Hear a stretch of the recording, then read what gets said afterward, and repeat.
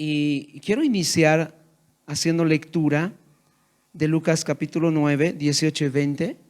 Es una porción que ya lo hemos leído y lo estamos leyendo constantemente, porque aquí está realmente el dilema, aquí está el problema. Mira, después te voy a compartir una de las cosas que Dios está poniendo en mi corazón, pero mira, aquí hay algo que realmente a mí me asombra. Mira, vamos a leer lo que dice acá, versos 18 al 20 del capítulo 9. 18 al 20 dice así: Aconteció que mientras Jesús oraba aparte, estaban con él los discípulos. Y le preguntó diciendo: ¿qué dice la gente que soy yo? Ellos respondieron: unos Juan el Bautista, otros Elías, y otros que algún profeta de los antiguos que ha resucitado. Verso 20 dice: Él les dijo: ¿y vosotros quién decís que soy? Quiero detenerme aquí en esta parte. El problema es que no estamos realmente entendiendo bien de qué se trata la vida cristiana. ¿Qué es la vida cristiana? Cuando nos acercamos a Dios, muchas veces tenemos ciertas equivocaciones en nuestra mente o ambiciones en nuestro corazón. Y la pregunta aquí profunda que Jesucristo está haciendo, no solamente a ti, sino también a mí me está haciendo, y lo he sentido directamente a mi corazón, es justamente: ¿quién dices que soy yo? Y para responder esa pregunta, qué difícil, porque si tú, mira, nosotros mismos no podemos respondernos a nosotros: ¿quién soy yo? Cuando tú te preguntan a ti: ¿quién eres tú? Tú dices: bueno, yo soy una persona que trabaja en tal lugar. No te dije qué trabajas, te dije: ¿quién eres tú? Vengo de una familia, no te dije de dónde vienes, te dije: ¿quién eres tú? Y en esencia, la verdad es que nos es muy difícil poder saber aún quiénes somos nosotros. Y en el fondo de esta pregunta de Jesucristo está: ¿me conoces realmente? ¿Sabes quién soy yo? Está diciendo aquí Jesús a sus discípulos. ¿Me conoces? Y el problema es que los discípulos tenían en mente diferentes cosas al respecto de Jesucristo. Por ejemplo, entre este grupo habían los celotes. Los celotes eran gente que tenía la idea o la creencia de que Jesucristo había venido. ¿Para qué? Para liberar al pueblo de Israel del imperio romano. Ellos estaban agarrando armas y todo. Yo creo que Jesús en algún momento nos va a decir: ya, ataquen, ¿no? Estaban ahí con todas sus cosas. Pero Jesús en ningún momento dijo: vamos, ataquemos al imperio romano. Esta mentalidad tenían algunos de ellos que están ahí. Otros seguramente estaban un poco confundidos porque habían escuchado el rumor de que Jesucristo era una reencarnación de algún profeta del Antiguo Testamento. Así que se preguntaban: ¿este Jesús quién es? Tal vez es alguien del Antiguo Testamento que ha resucitado. Mira cuántas ideas diferentes habían en los discípulos al respecto de Jesucristo.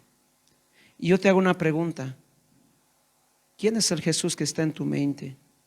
¿Quién es el Jesús que está en tu cabeza? Y yo estoy seguro de que entre lo que dice tu mente hay muchas cosas que pueden ser ciertas y que pueden ser correctas, pero también hay muchas cosas que tal vez no son correctas. No basta simplemente con mirar a alguien para saber quién es ese alguien. No es suficiente. Yo no puedo calificar a alguien simplemente observándolo y mirándolo y luego después dando un juicio sobre esa persona. No puedo hacer eso. Si yo realmente anhelo saber quién es esa persona, tendré que entrar en esa persona. Tendré que empezar a descubrir a esa persona. ¿Se me entiende? Y luego poder entender recién. Mira, cada persona es un mundo. Y ustedes saben, siempre les he dicho, es un baúl de cosas. Y si nosotros realmente queremos conocer a Jesucristo, entonces necesitamos acercarnos. De lo contrario, solamente hacemos una apreciación incorrecta. Y esta es la cuestión de la vida cristiana. Para mí, ser cristiano tiene que ver con conocer a Cristo. Yo no sé cuál es la mentalidad con la que tú has llegado a la iglesia o cómo te has acercado a Dios. Dios puede usar miles de maneras para que tú te acerques.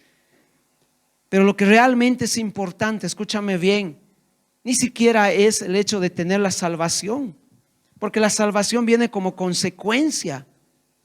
Es una consecuencia la salvación, pero hay mucha gente preocupada por no irse al infierno. Y hay muchos pastores que amenazan a la gente que si no se arrepienten se van a ir al infierno. Y la gente se acerca a Cristo, ¿por qué? Por temor y miedo al infierno. Hay muchas otras gentes que buscan algo de Dios y quieren algo de Dios, y si no lo reciben no se acercan a Dios. Pero ¿quién es la persona realmente que dice: Señor, yo quiero conocerte a ti? Y conociéndote a ti puedo saber qué es lo que realmente me toca. Porque cuando tú conoces a alguien, entiendes su modo de actuar, entiendes su modo de hablar, entiendes su modo de pensar. Amén. Y puedes realmente comprender y hacer un juicio mucho más exacto, porque si no lo conoces, normalmente tus juicios van a ser inexactos. ¿Qué pregunta que hace Jesús aquí a sus discípulos? ¿Ustedes quién dicen que soy yo? Y esta serie de enseñanzas las estamos haciendo justamente porque anhelamos conocer a Jesús. Dile al que está a tu lado: yo quiero conocer a Jesús. Amén. Anhelamos conocerlo. Anhelamos eso. Yo anhelo eso. Cuando yo me hago la pregunta de que si conozco a Jesús, y me la he hecho muchas veces, siempre me quedo corto. Y siempre llego a un momento donde yo tengo que decirle al Señor: no, Señor, realmente no te conozco y necesito conocerte más. Necesito saber más quién eres tú. Hay miles de preguntas en mi cabeza. Hay miles de inquietudes en mi vida. Pero necesito conocerle. Hay muchas cosas que Dios me ha ido respondiendo. Entonces, lo que yo trato de decirles es que caminar con Jesús te va a permitir saber muchas de las cosas. Hay algo que Dios estaba hablando y estoy todavía meditando eso para los jóvenes, ¿no? Porque dejé de hacer devocionales ahí en el grupo, y no es capricho y tampoco es porque no lo anhelo hacer, ¿ya? Pero ayer, mientras yo caminaba hacia la iglesia para poder venir aquí al taller, al curso de matrimonios, tuve una sensación fuerte de lo que el Señor estaba queriendo hacer y Dios estaba poniendo en mi corazón. Y no sé por qué, pero estaba empezando a recordar mis primeros días en la vida cristiana. Y era como que Dios estaba abriendo un libro que yo ya había dado por cerrado, que lo había cerrado en el sentido de que no era necesario abrirlo. No veía yo necesario abrirlo. Pero Dios estaba volviendo nuevamente a llevarme, digamos, a eso, ¿no? A recordar quién era yo, cómo había llegado a Cristo, cómo había sido ese camino de ser convencido por Jesús. Y me di cuenta que hay diferentes etapas en mi vida, diferentes etapas donde yo me estaba acercando a Jesús. Y luego después de eso me puse a pensar y dije: creo que esto no es nada anormal. Creo que veo a muchos jóvenes igual que yo hoy en día, en las mismas etapas, en la misma manera de querer llegar a conocer a Jesús, en los mismos tropiezos que yo he tenido. Y me asombré tanto y dije: wow, qué diferente hoy pienso de lo que pensaba antes. Y era como que se alumbraba algo en mí, decía: por fin comprendo. Wow, por fin entiendo.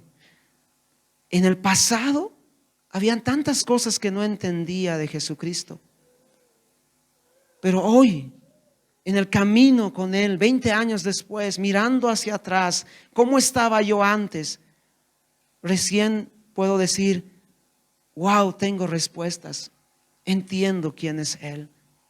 Me gustaría volver otra vez atrás y reencontrarme con mi yo y darle esas respuestas que ahora tengo y agarrarlo y decirle, mira, Erwin, tranquilo, yo ya sé la respuesta, vengo del futuro y te voy a decir qué está pasando, te voy a mostrar, ¿me entiendes? Me gustaría hacer eso, volver al pasado, pero no puedo. Y sabes, Dios me estaba diciendo, lo que sí tú puedes hacer es ayudar a los jóvenes que tienen el mismo problema. Así que estaba pensando en hacer algunos audios que se van a titular Ahora comprendo. Y quiero a través de esos audios, Dios mediante, no sé si este año o al siguiente, pero quiero a través de estos cortos audios poder enseñarles cuáles eran las inquietudes que yo tenía cuando yo empecé mi vida cristiana y cuán diferente es ahora, cómo ahora pienso, cómo Dios ha respondido ahora a mis pensamientos y ha ordenado mis pensamientos. Voy a darles simplemente un ejemplo. Mira, eso es conocer a Cristo. Les voy a dar un solo ejemplo. Yo sé que la mayoría de ustedes cuando ha llegado a la iglesia, ha llegado con expectativas. ¿Soy el único? Levante su mano, ¿quiénes han llegado con expectativas aquí? No la levantas. Algunos están así, ¿no? Como que queriendo disimular. Yo he llegado también con expectativas a Cristo, con demandas, con cosas que yo quería de Dios y que las quería ver, y eran como tentaciones y pruebas, porque si yo no tenía eso, entonces yo calificaba como que, entonces tú no existes, entonces tú no quieres. Demandas, exigencias. Así era yo antes, muy inestable, porque cuando veía que no había respuesta, me frustraba y empezaba a renegar y empezaba a decir, entonces, ¿para qué me he convertido si tú no me vas a transformar? Si no voy a poder vencer esto, o si no me vas a dar esto. ¿Para qué me has llamado entonces? Estaba mejor sin ti antes. ¿Soy el único que ha tenido esa lucha? Amén. Y mirar la realidad, mirar las cosas, como al principio no cambian y a veces empeoran. Te llevan a una confusión donde no sabes qué está pasando, pero se supone que estoy en Dios, se supone que me he acercado a Él. ¿Por qué? ¿Por qué no está cambiando las cosas? Pero hoy en día entiendo algo, ¿no ve? Hoy 20 años después, me doy cuenta algo diferente, que mi mentalidad y mi enfoque estaba mal. Tal vez mi intención y mi corazón era correcto y tenía un sentimiento correcto, pero pasando 20 años, el Señor me ha enseñado que no es a mi manera, es a su manera. Y cuando tú eliges hacer las cosas a su manera, Dios trae paz a tu corazón. Amén. Y eso es suficiente. Para mí es suficiente. Dejé de ser demandante. Hoy en día ya no soy demandante. Yo no le demando nada a Dios. No le pido plata, no le pido salud, no le pido nada. Y no estoy diciendo que no hay que pedirle, porque la palabra dice que debemos pedirle. Pero ya no con el mismo carácter de antes.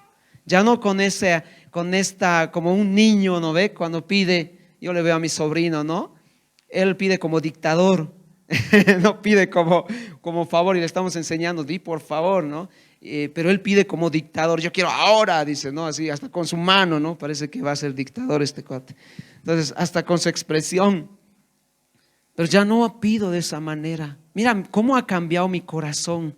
Cómo era antes, cómo pedía antes y cómo renegaba con Dios, y cómo ahora Dios ha puesto tanta humildad en mi corazón que muchas veces yo me humillo delante de Él y le digo, Señor, si tú quieres, dame, porque tú sabes lo que es bueno para mi vida, tú sabes lo que necesito, yo no sé nada, tú me conoces mejor que yo, y confío en eso. Amén. Un solo ejemplo que te estoy dando esta mañana. ¿Por qué es tan importante conocer a Jesús? La mayoría de las personas cuando se convierten dejan de lado esta importancia. Se convierten, se frustran y muchos abandonan porque no comprenden que la vida cristiana significa esto. Esta es la vida eterna, dijo Jesús, ¿verdad? Que te conozcan a ti, al Padre y al Hijo que tú has enviado. Esta es la vida eterna. Eso es vivir en la eternidad. Esa es la vida cristiana, conocer a Jesús. Y mientras más conoces a Jesús, Jesús va transformando tu vida, va cambiando tu mente, va cambiando todo en ti. Eso es lo que el Señor ha hecho conmigo. Yo no he seguido técnicas, métodos, ni nada. Simplemente conocerle a Él, entenderle a Él. ¿Por qué les hablo de esto? Hoy quiero hablarles acerca de una de las facetas, de una de las partes del carácter de Jesús. Si volvemos al verso 20, por favor, de Lucas 9:18. Lucas 9:20. Cuando esta pregunta es hecha a los discípulos, Jesús les dice: ¿y vosotros quién decís que soy yo? Inmediatamente hay una respuesta de Pedro. Una respuesta que luego en el versículo 21 Jesucristo dice: lo has dicho bien, Pedro. Lo alaba porque esto lo has recibido de Dios. Dios te ha revelado y te ha mostrado esto. ¿Y qué es lo que dice Pedro en el versículo 20? Entonces respondiendo Pedro dijo: ¿quién es Jesús? ¿Quién es Jesús? El Cristo de Dios. Dile al que está a tu lado: Cristo. Cristo. ¿Sabes qué es Cristo? Yo por muchos años utilizaba la palabra Jesucristo, que es la unión justamente de Jesús, el Cristo. Estoy diciendo Jesús es el Cristo, pero una manera resumida es Jesucristo. ¿Me entiendes? Es una manera resumida. Y la he usado muchas veces al principio de mi vida cristiana: Jesucristo, Jesucristo. Pero no he entendido en realidad qué significa esa palabra Cristo. ¿Qué significa eso? ¿Por qué Jesús alaba a Pedro y le dice: Pedro, realmente Dios te ha revelado, yo soy el Cristo? ¿Qué significa el Cristo?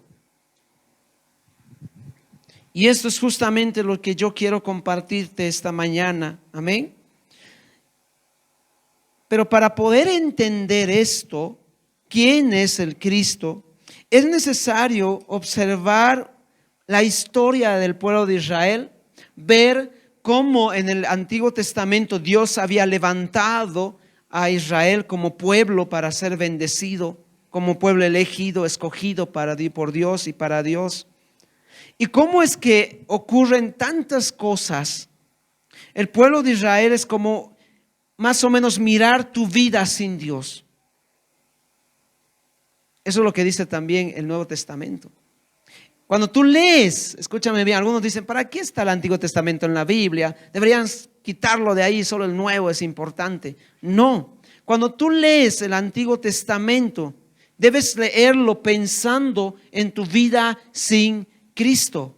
Eso es el Antiguo Testamento, es el pueblo de Dios tratando de acercarse a Dios, pero al mismo tiempo entendiendo que es imposible hacerlo, fracasando constantemente en medio de todos sus desafíos. Ellos eran idólatras, ¿o no?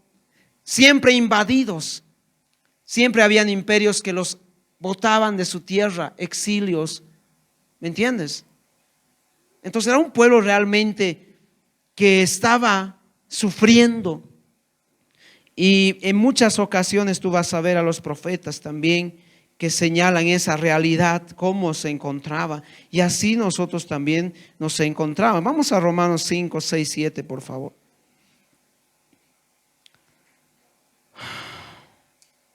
Romanos 5, 6, 7. Mira lo que dice aquí.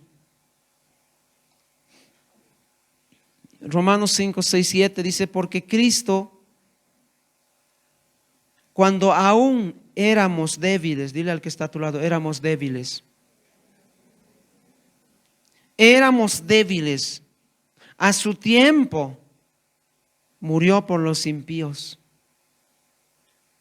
Lo primero que a mí me asombra y que habla de nosotros, de quiénes realmente somos y de cómo estábamos nosotros sin Dios, es esa palabra que aparece aquí en término pasado, que dice, éramos débiles. ¿A dónde llegó el pueblo de Israel cuando estaba intentando poder ser ese pueblo ideal que Dios había levantado, buscando en sus propias fuerzas? ¿A dónde llega el pueblo de Israel? Justamente a esta realidad: debilidad, fragilidad. En su búsqueda ellos entendieron algo, que el único que les podía salvar era Dios mismo. Ellos mismos no iban a poder, lo habían intentado y habían fracasado. Lee el Antiguo Testamento. Habían fracasado. El único que podía era Dios. Estaban débiles. Versículo 8 dice otro aspecto más, que vamos a leerlo más completo esto, pero me gustaría enfatizar lo que dice verso 8, porque dice ahí, Romanos 5:8, mas Dios muestra su amor para con nosotros en que siendo aún pecadores. Segundo aspecto importante, ¿cómo nos ha encontrado Dios? No solamente débiles, sino en nuestros pecados. El problema, queridos, para que podamos entender esa palabra Cristo, es que Dios ha ido a la raíz de todo, de todos los problemas del mundo. Escúchame bien, Dios no ha venido, Jesús no ha venido a solucionar la pobreza, no ha venido a solucionar la enfermedad, por si acaso, aunque sanó enfermos como señal. No era su propósito.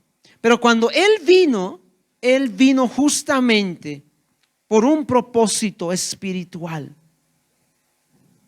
Un propósito espiritual en el cual nosotros estábamos perdidos, estábamos débiles y estábamos en nuestros pecados.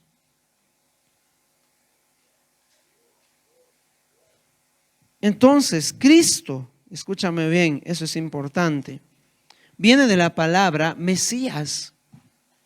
Es lo mismo, es un sinónimo del hebreo. Mesías en la transliteración del hebreo al griego, y es Cristo. Pero ¿sabes qué significa Mesías o Cristo? Dios nos ha enviado a su ungido.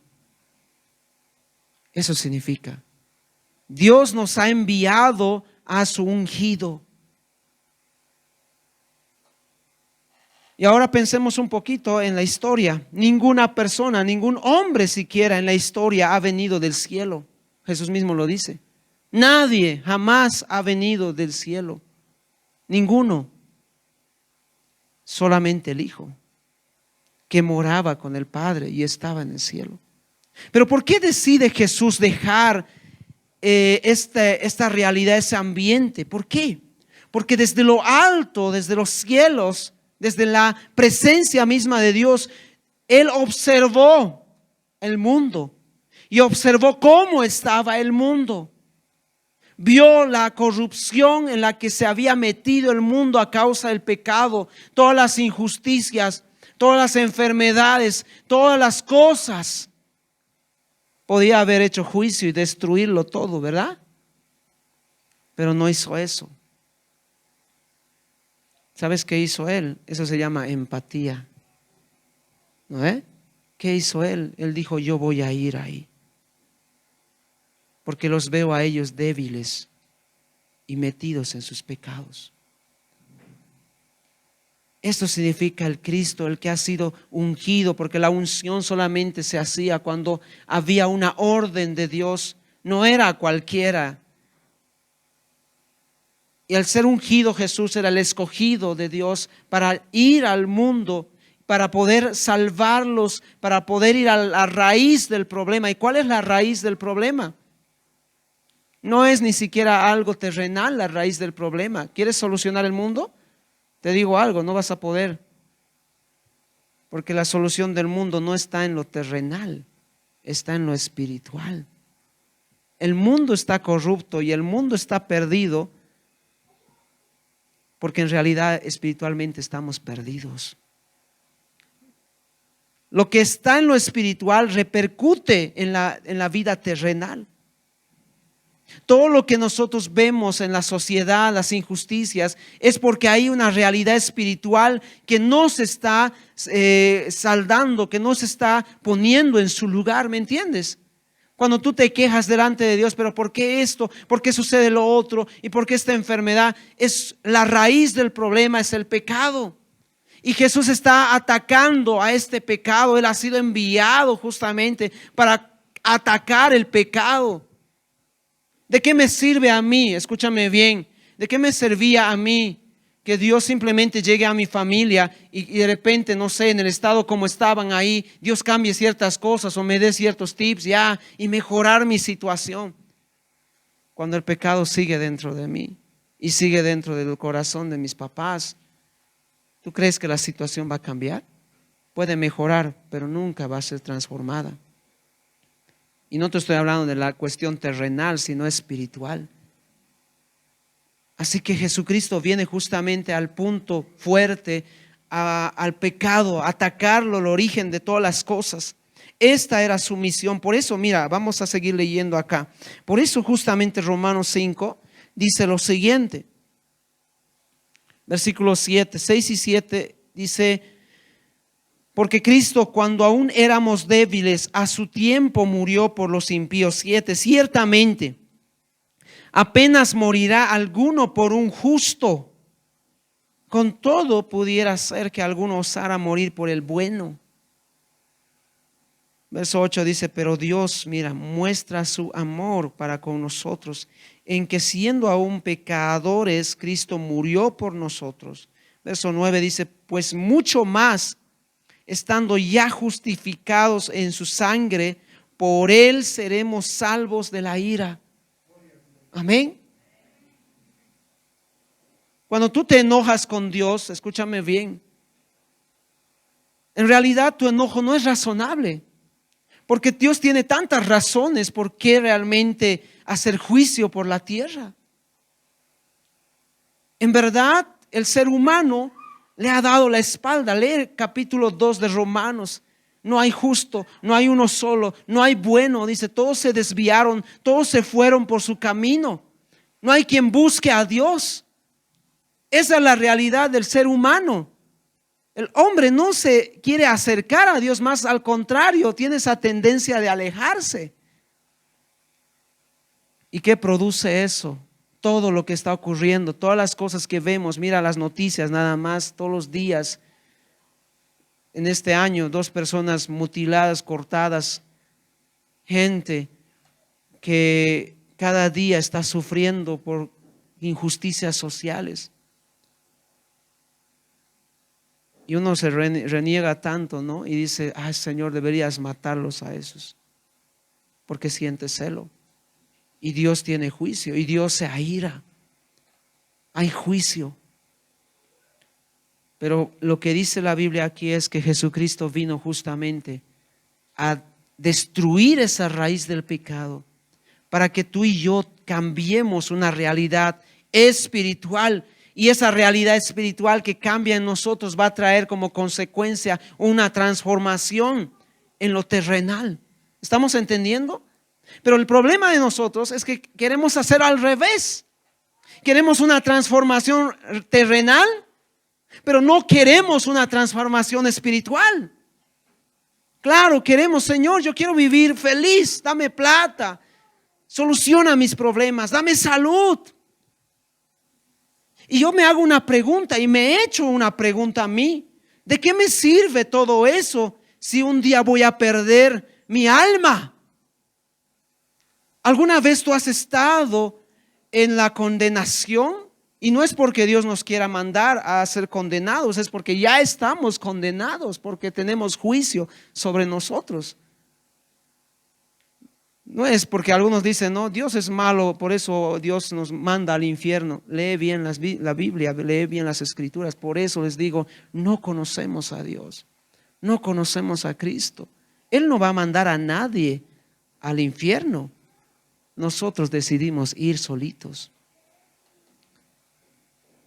porque estamos en juicio.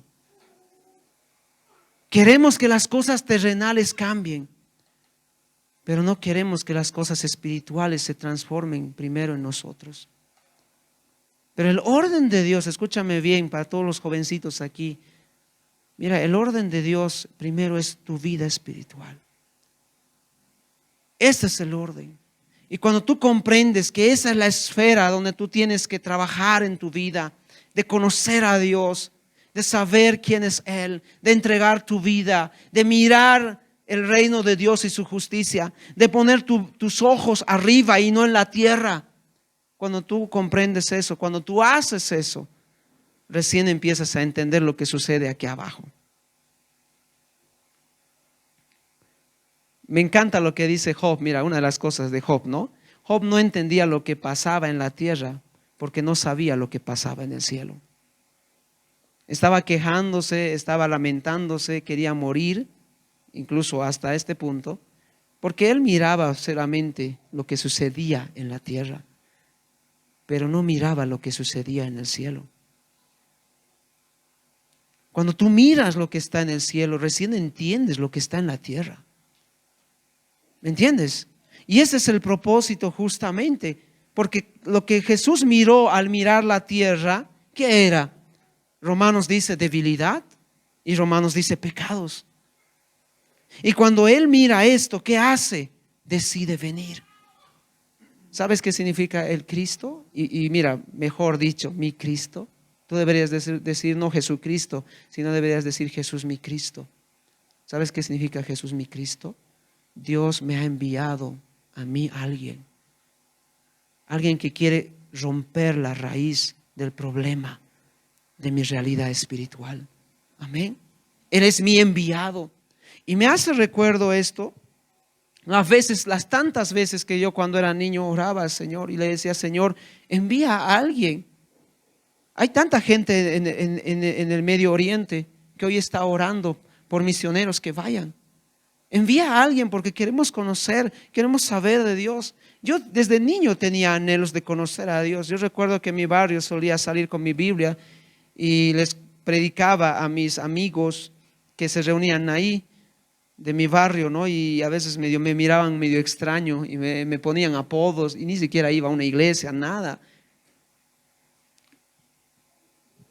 Pero lo que yo siempre decía, Señor, ¿por qué no envías a alguien? Porque yo miraba, tuve una experiencia hace mucho tiempo atrás, cuando tenía 12 años, yo fui a una iglesia adventista, ahí en el centro. Y entré a esta iglesia y todos eran tan amables, todos eran tan felices y se veían tan felices que mi realidad no era esa, ¿no? O sea, no estaba así, no era feliz, no estaba satisfecho con mi realidad de mi familia.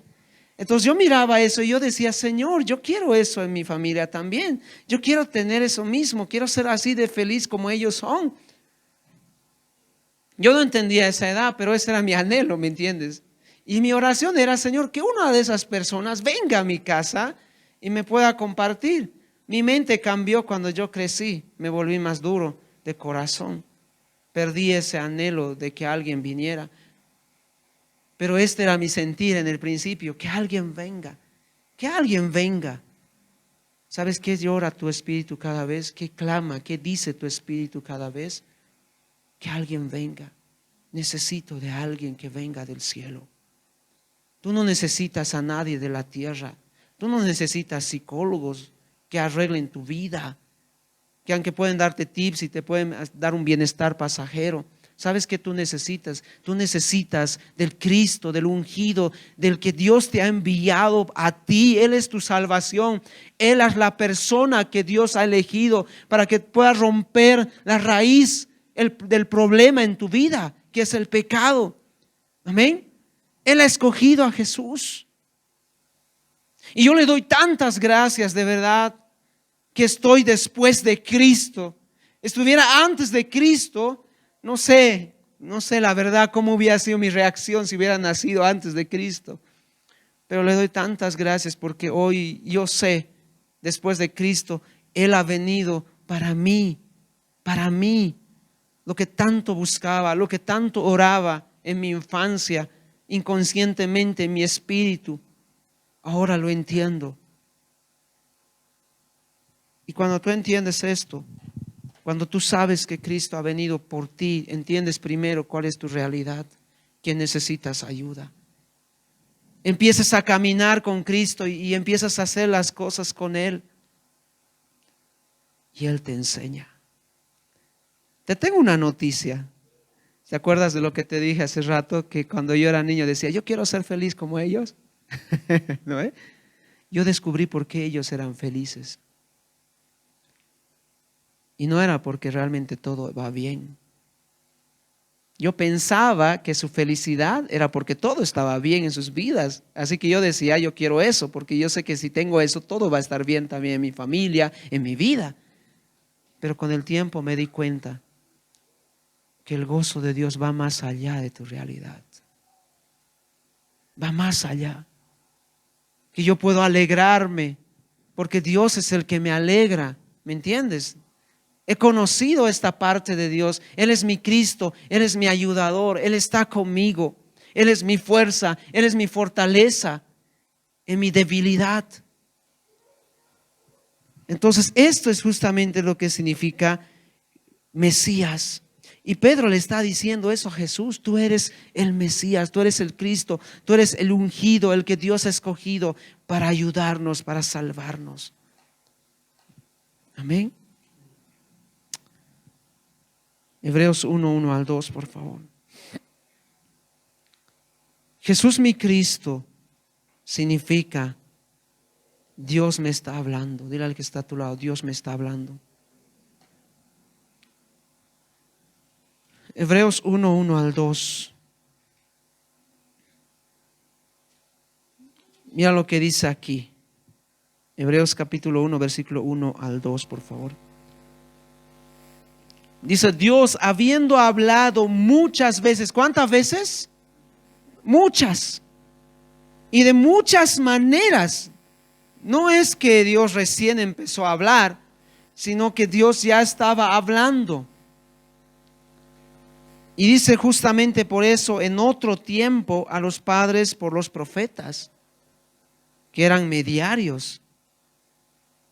Pero mira lo que luego dice el autor de esta carta. Dice: pero en estos postreros días nos ha hablado por el Hijo, a quien constituyó heredero de todo y por quien asimismo hizo el universo. ¿Qué está diciendo el autor de los Hebreos? Él es la respuesta.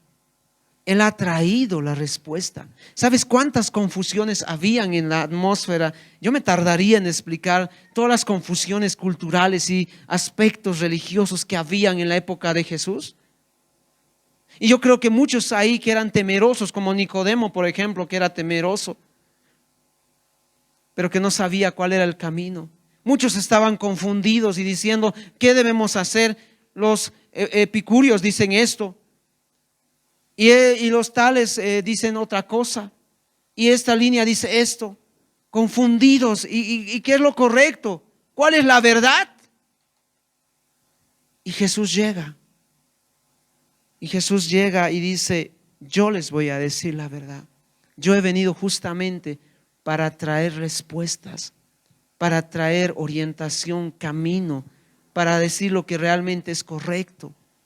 Y Él lo dijo de esta manera. En Juan 12 dice así, 47 al 50 dice: al que oye mis palabras y no las guarda, no le juzgo, porque no he venido a juzgar al mundo, sino a salvar al mundo. El que me rechaza y no recibe mis palabras, tiene quien le juzgue la palabra que he hablado. Ella le juzgará en el día postrero. Verso 49, porque yo no he hablado por mi propia cuenta. El Padre que me envió, Él me dio mandamiento de lo que he de decir y de lo que he de hablar. Y sé que su mandamiento es vida eterna. Así pues, lo que yo hablo, lo hablo como el Padre me lo ha dicho.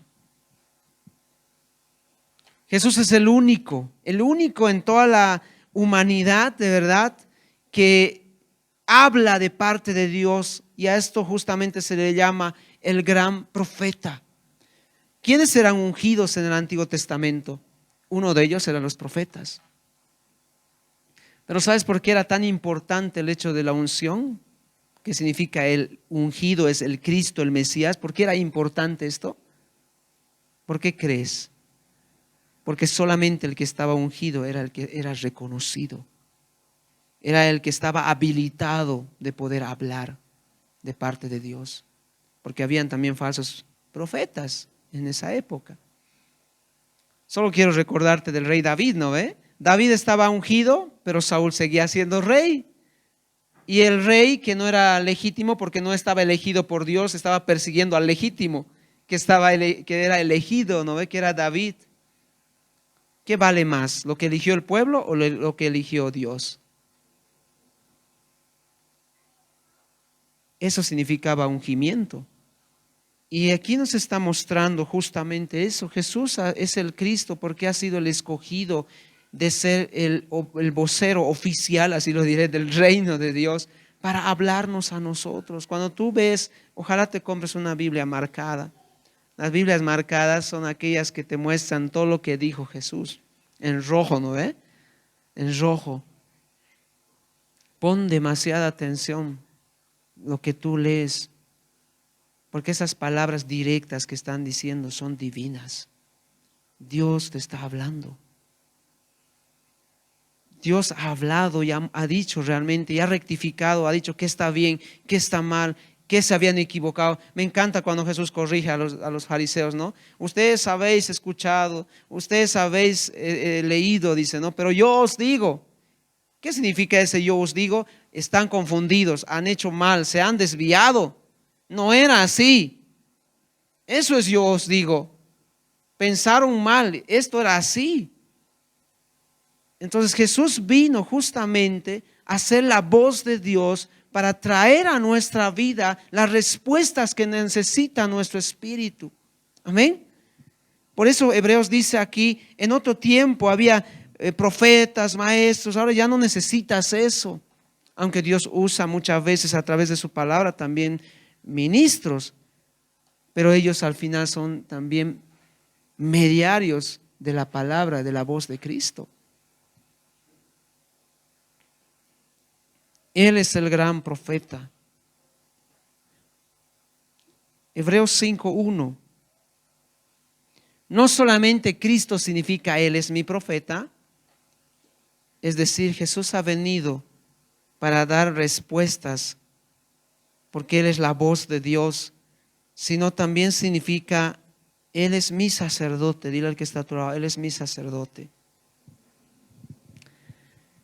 Hebreos 5:1 dice, porque todo sumo sacerdote tomando de entre los hombres es constituido a favor de los hombres en lo que a Dios se refiere, para que presente ofrendas y sacrificios por los pecados.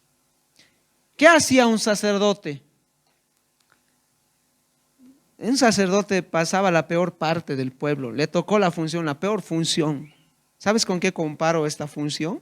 Aquí los papás me van a entender. ¿Dónde están los papás? ¿Qué haces tú cuando te llaman a entrevista? Depende de cómo es tu hijo, ¿no? Imagínate, a uno le gustaría que, bueno, a los papás especialmente, ¿no? Les gustaría de repente, a mi hijo deberían reñirlo, no a mí, ¿no? Pero al final siempre, y eso yo he observado también en el colegio, siempre son los padres que ponen y se ponen por delante de sus hijos y a veces hasta ruegan a los profesores, ¿o no? Un trabajito, o no sé, un examen para que... No, ahí están mis profesoras, pues, ¿no? La Daisy, profesora, ¿no? ¿Cuántas veces le habrán rogado y llorado? No, sálvemelo, profesora. Un trabajito, alguna cosita. ¿Sabes qué era el sacerdote? El sacerdote era el que tenía que presentarse delante de Dios a causa de lo que había hecho el pueblo. A mí no me gustaría eso, porque muchos papás tienen vergüenza cuando sus hijos hacen cosas que no deberían, ¿no? Ay, estos mis hijos, ¿no? Pero eso era el sacerdote. Eso era el sacerdote, el que se ponía delante de Dios. Y sabes, Dios tenía que exigirle al sacerdote que pueda matar corderos para expiar el pecado que el pueblo había cometido. Pero muchas veces el sacerdote rogaba a Dios, intercedía y decía, pero el pueblo, pero esto, pero lo otro, para salvarlos a ellos. Eso es lo que está diciendo aquí Hebreos. Dice, Él está a favor de los hombres. Repite conmigo, está a favor de los hombres. No está en contra. Qué difícil entenderlo, ¿no? Jesús no está en tu contra. Está a tu favor. No está en tu contra. Y eso lo vemos después en el mismo libro, en el capítulo 9, verso 11 y 12, dice lo siguiente. Pero estando ya presente Cristo, sumo sacerdote de los bienes venideros, por lo más amplio y más perfecto tabernáculo, no hecho de manos, es decir, no de esta creación, y no por sangre de machos cabríos, ni de becerros, sino por su propia sangre, entró una vez para siempre al lugar santísimo, habiendo obtenido redención eterna. ¿Qué hizo Jesús entonces? Él no entró a un templo como los sacerdotes del Antiguo Testamento. Él se presentó por toda la humanidad, en favor de la humanidad en el cielo. Cuando Cristo estaba ahí en la cruz, ¿sabes qué estaba ocurriendo? Dios estaba descargando todo su juicio a la humanidad, y el que estaba recibiendo ese juicio era Jesucristo, que se pone delante del Padre y dice, yo voy a recibir todo el castigo que ellos merecen para que ellos sean salvos. Pone la cara por la humanidad, se pone él mismo como intercesor.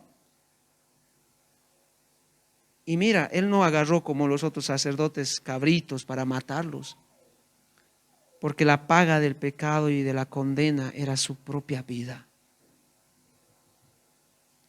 Así que él se entrega todo en su propia vida, todo completamente su vida por ti. Amén. Él no está en tu contra, Él está a tu favor. Y qué gran favor. Porque leíamos hace rato en Romanos, ¿verdad? Uno podría morir por alguien bueno, pero dice que Él muere aún nosotros siendo pecadores. Increíble. Increíble. Si tú me preguntaras, ¿y Cristo ha muerto por Hitler? ¿Cuál sería mi respuesta? Sí. No te estoy diciendo si él va a ser salvo o no, y no me compete a mí hacer eso, le compete a Dios. Pero la respuesta es sí, porque él murió por todo el mundo. No creo, sí. Pero él ha matado a mucha gente, pero ha hecho tantas maldades. Pero todo eso lo ha pagado Cristo en su sangre.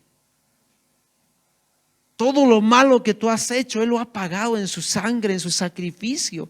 Él ya ha intercedido por ti, se ha puesto ahí delante, para que ya no tengas miedo ni temor, para que ya no pienses de que este pasado te puede arrastrar al infierno, para que puedas poner en tu mente que ahora perteneces al reino de Dios. ¿Me entiendes? Por eso es importante que tú puedas unirte a la cruz. Él es mi sacerdote, Él es el que intercede por mí, Él ha pagado el precio de mi pecado. Y lo último, ¿qué significa el ungido? Él es mi profeta, Él es mi sacerdote, Él es mi rey. Amén. Lo tercero que se ungía eran los reyes en el Antiguo Testamento.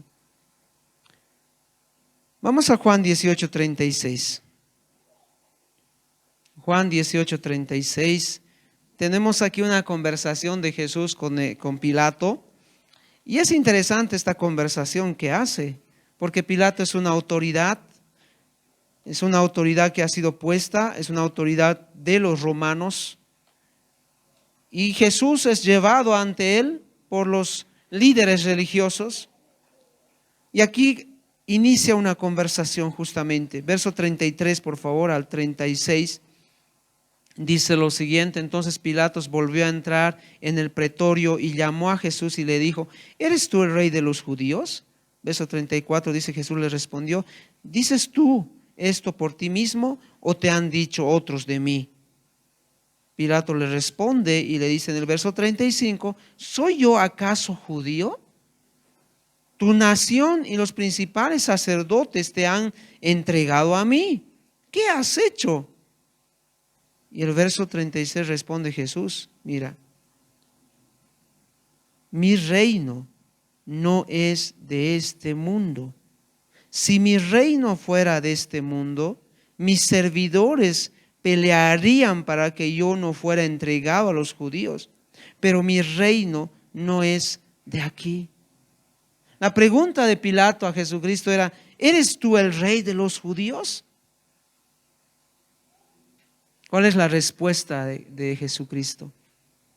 Sí soy rey, pero no soy rey de la tierra. Mi reino no es de este mundo, no es de la tierra. Mi reino es del cielo. Él no solamente es sacerdote. ¿Sabes? Esto es lo más importante, mira. Él ha venido a reinar tu vida. ¿Me estás escuchando? Él ha venido a reinar tu vida. Me encanta el Padre Nuestro porque una de las partes de ahí del Padre Nuestro dice que venga tu reino. El reino de Dios ya ha venido con Jesús. Nosotros, los que nos hemos entregado al Señor, vivimos en el reino de Dios. Ya no estás sujeto al reino de la tierra. Ya no es ahora Evo quien manda en tu vida o ahora está Arseno, No es ya él quien manda en tu vida. Cuando tú te conviertes al Señor, dejas de lado todo tipo de autoridad humana y Él se convierte en tu autoridad, tu rey, el que manda en tu vida.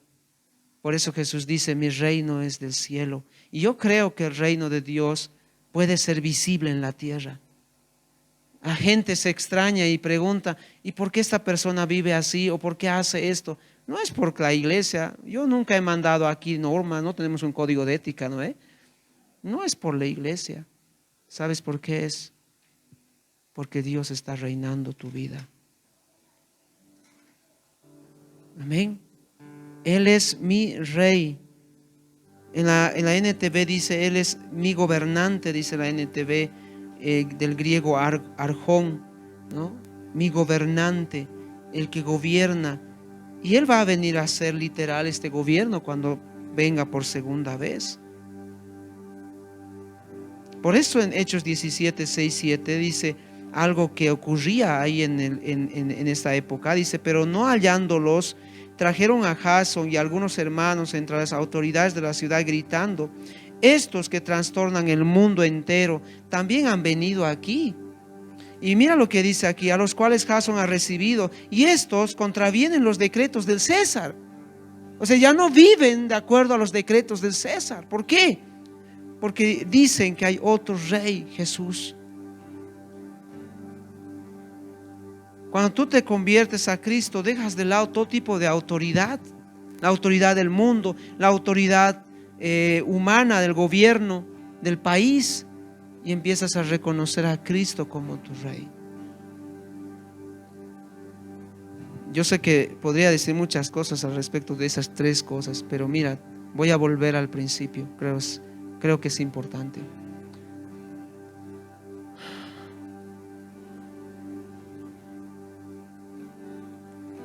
La pregunta de Jesucristo a Pedro es, ¿quién dices que soy yo? Pedro le dice, tú eres el Cristo, tú eres mi profeta, tú eres mi intercesor y tú eres mi rey. Te hago una pregunta, ¿es eso Jesús para ti? ¿Quién es Jesús para ti? ¿O es que Jesucristo es simplemente el que quieres que arregles las cosas terrenales? Él ha venido a arreglar las cosas espirituales, para que de lo espiritual pueda haber una repercusión terrenal. Amén. Ponte de pie, por favor.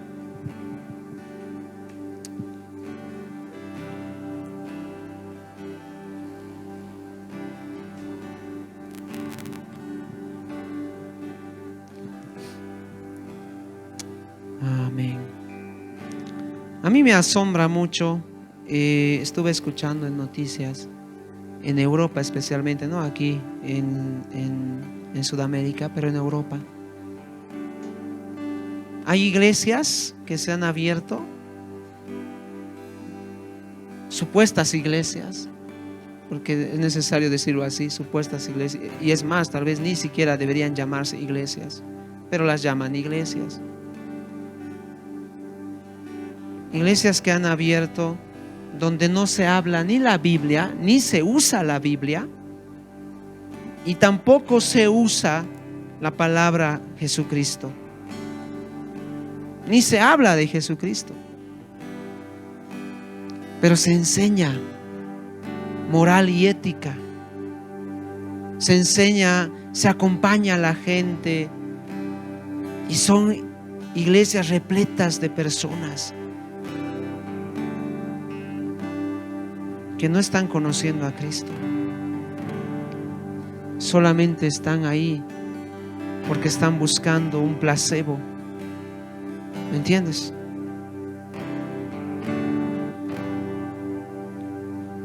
Y se puede lograr, puede suceder, puede suceder.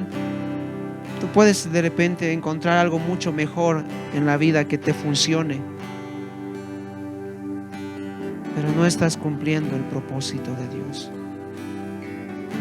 El propósito de Dios, justamente por eso se ha enviado a Jesús, está en Jesús. Amén. Está en Él. Y yo quiero animarte de verdad. Conoce a Él. Conócelo, quién es Él. Eso va a transformar tu entendimiento y tu vida.